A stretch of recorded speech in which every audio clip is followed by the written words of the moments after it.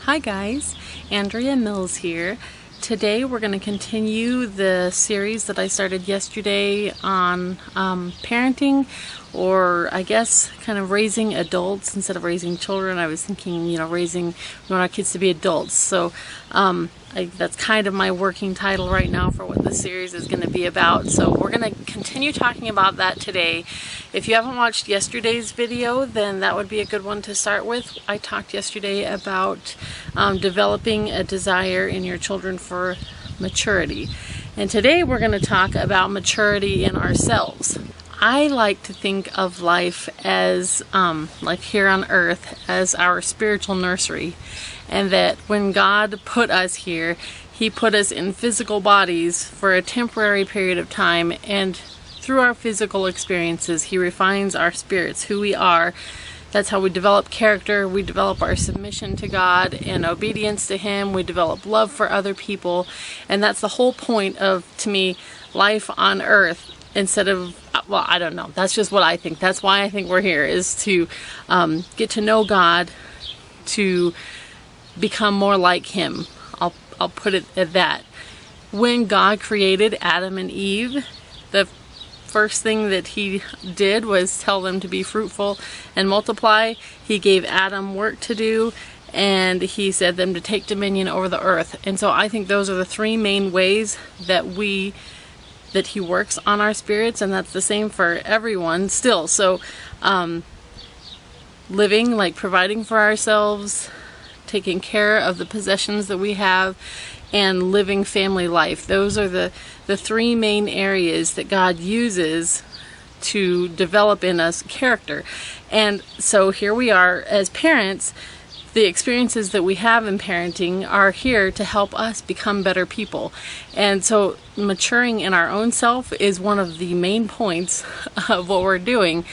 One of the most important lessons I think that there is to learn as a parent and as a person in general, but especially it becomes obvious as a parent, is realizing that we do not control anyone. We cannot. It's not just that we don't control anyone, but we cannot. There's nothing we can do to make someone do or be what we want them to be.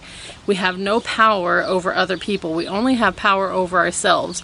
We sometimes have the illusion that we have power, especially when our kids are little, and we can physically pick them up and move them around, and we should do that when it's necessary.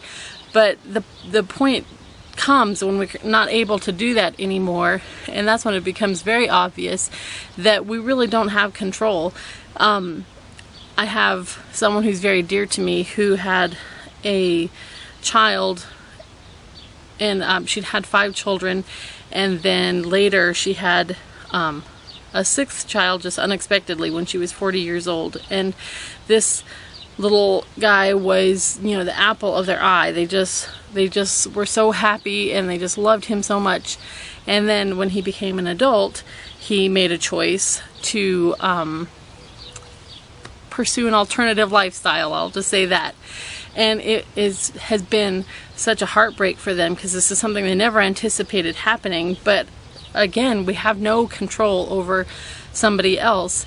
I have someone else who's very dear to me that had a little 3-year-old that got run over and died. And you just never know what life is going to bring. And when we live our life thinking that we have control, we spend a lot of effort trying to do 2 things. Or from 2 points of motivation, I should say, which are fear or anger.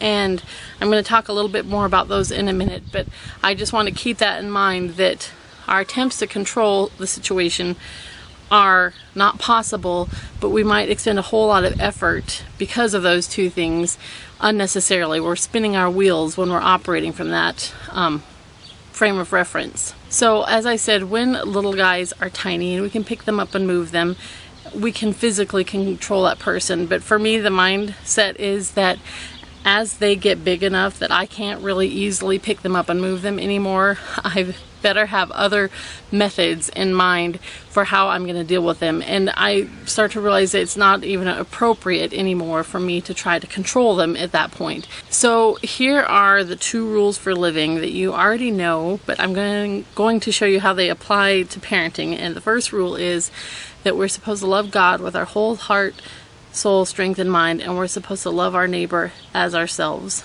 We love God by knowing Him, by getting to know what His character is. We learn about how He operates through reading the Bible. We observe nature and just see how the world works, and we get to know His character.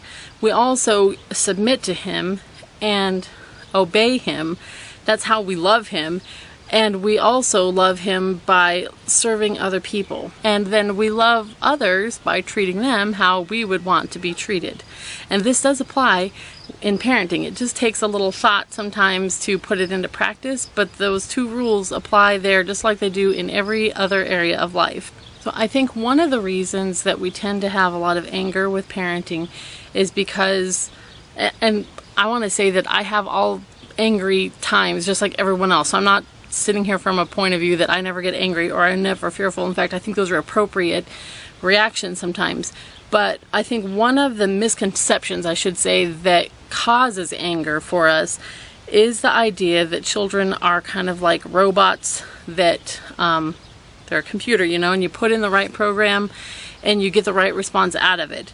And that's a very dehumanizing way to look at your children, because they're not. They're people, and they have their own thoughts and their own desires. And you can read all the books you want on, you know, the right way to do things, and you can listen to all the videos you want. You can watch this if you want, and you can implement things, but that does not guarantee that you're going to get the outcome you want. And if you're wanting to get a certain outcome and you don't get it, that means that you're coming from a point of view of trying to control, and you can't control. So a lot of times the response then from you is anger, and that's a very damaging way to approach things. On the other hand, kids are immature and they do need help and guidance, and of course you already know that. I'm not telling you something new, but there is a different way besides controlling that we can help them. And when we start thinking in that way, it leads more to acceptance of them rather than just being angry all the time. Okay, so here is our spectrum. On the one end we have fear, and on the other hand we have anger, and somewhere in the middle is love.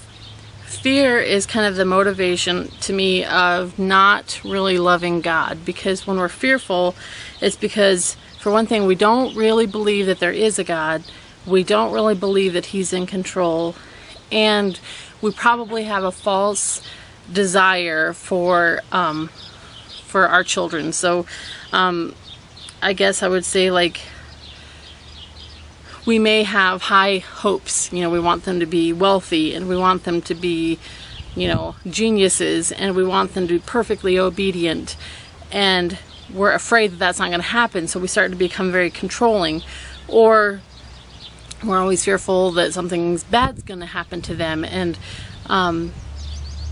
we're constantly just worrying maybe that someone's going to judge us for our parenting. And so this fear of not knowing God and then operating from that place of ignorance, I guess I would say, or that lack of faith, for a better way of putting it, causes us to kind of become manipulative parents. And so have you ever seen Cesar Millan, the dog whisperer guy? Is that what it's called?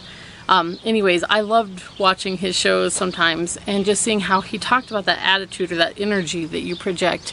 And when he was trying to teach owners how to command their dog, he would talk about, you know, that whatever that energy is. And that's kind of what I'm trying to get at here, is that the people who have these dogs, they were fearful that they weren't going to be able to control the dog. So those are the two things that they're operating from: fear and control.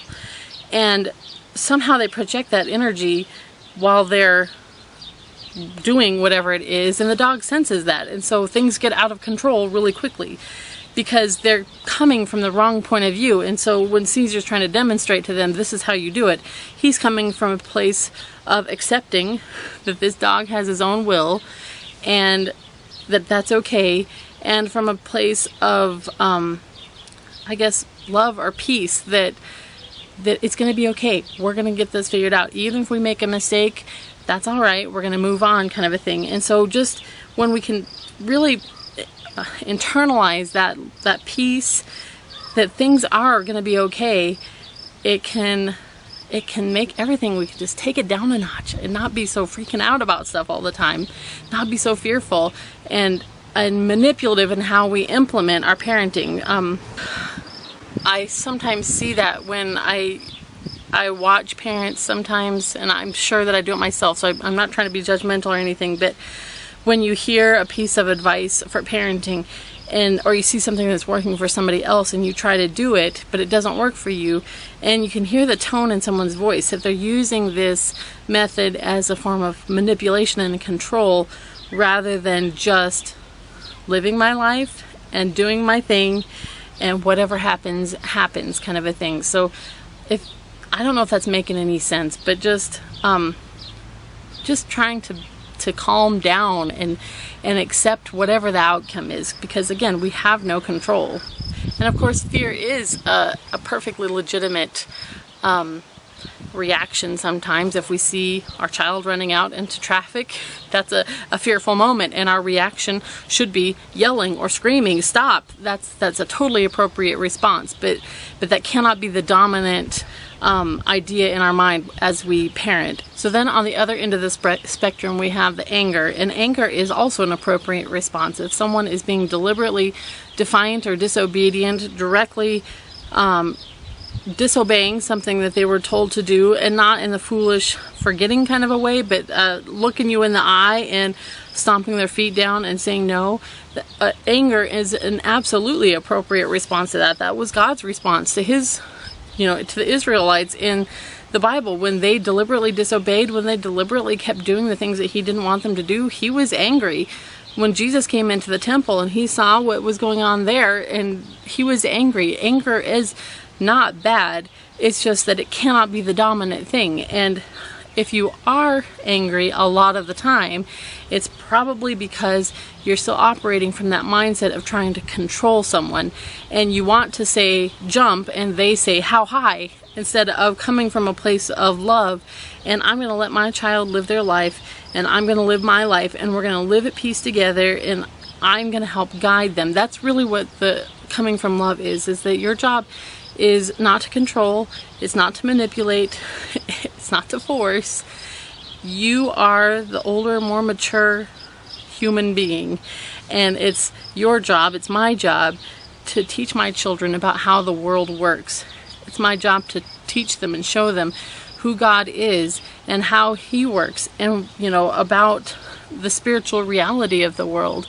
I'm the tour guide and it would be a sad thing not to give guidance to our kids, but it's also not my job to force them to be or do something. When we operate so much from a point of anger, it's almost like we think we become God. Like, this is my word and you do it my way, or wrath is going to come on you.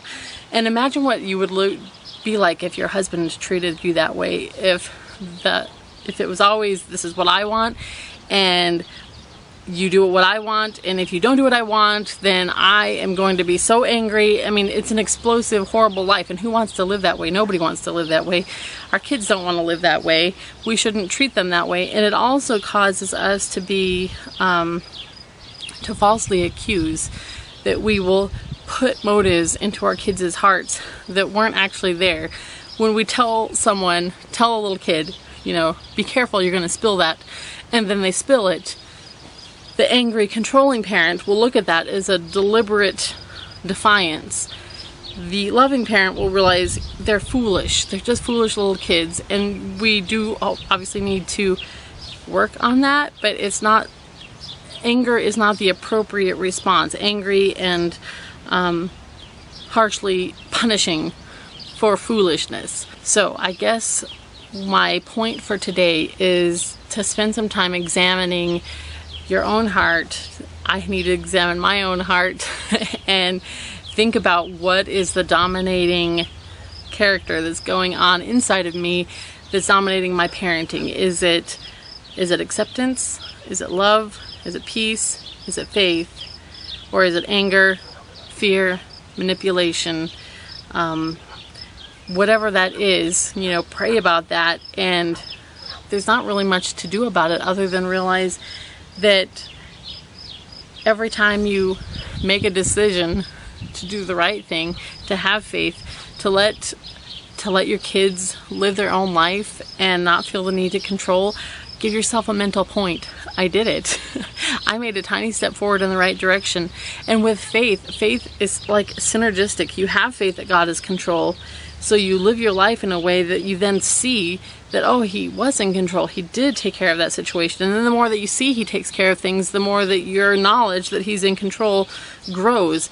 But it takes that first step of saying, I'm going to trust right now that the situation is under his control, and whatever it is that I'm dealing with, whether it's, the kids climbing a really tall tree that I'm uncomfortable with, or whether it's my child not wanting to get their schoolwork done, or whatever it is, I'm gonna just be okay. I'm gonna be okay with the fact that this doesn't feel okay, and I'm going to purposely choose to stop trying to control, to stop trying to manipulate, to stop being angry, and I'm going to purpose to treat my child the same way that I would want to be treated if I was that child. Because we were all foolish children at one point. We all made dumb decisions, and think about how we would respond to the person who is loving and kind and speaking the truth in love, rather than the one who is harsh and angry or constantly trying to manipulate us and get us to want to do the thing that we don't want to do in a sneaky kind of a way. So tomorrow we are going to continue talking about this, and we're going to, I think, talk about natural consequences and kind of the difference between natural consequences and punishments, and why, generally speaking, letting natural consequences do most of the parenting for you makes life a whole lot easier. So if you want to continue having this conversation with me and you have not subscribed, I hope you will do that. And for the rest of you, thank you for watching again, and we will see you guys again tomorrow.